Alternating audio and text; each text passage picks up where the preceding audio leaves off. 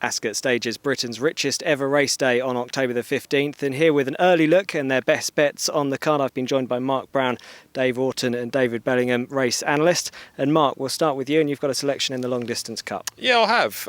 It looks quite an interesting race, and there's a few you could fancy, but I'm going to plump for MEEZNAH. Really progressive filly. Obviously she ran a blinder in last year's Oaks, but she's gone on again this year, Upton Trip. She's twice been impressive in mile 6 races at Goodwood. She had a blip in between and then bounced back in really impressive fashion at Doncaster last time. She's a strong stayer, she's in good form, she's progressive, and I think she's around 8 to 1 at the current time. I'd be most interested in her. Okay, so Mark making a solid case for David Lanigan's filly, but Dave, you're going against him. Yeah, clashing. You think with all the races on the card we might be able to come up with something different, but I'm a huge fan of Time's Up, John Dunlop's horse, and I know he's been well talked up for the Gold Cup as much by me as anyone, but I think he'd have won easily in the St Ledger if he'd have gone. Obviously the ground went against him that day and he showed what he could do at Newmarket last time.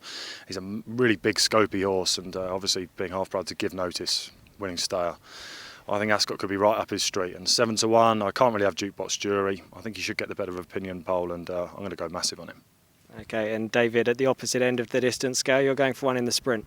Yes, Deacon Blues. Done nothing but improve in the last few months, and when he won at Newbury the other day, the 5 furlong Group 3, Frankie was interviewed as he came back in, and he said that race was tailor-made for him.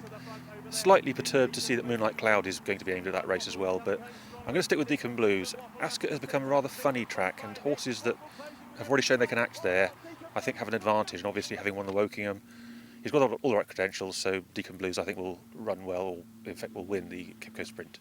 Okay, well, many thanks, guys, and remember you can catch all the highlights to Champions Day right here on RPTV.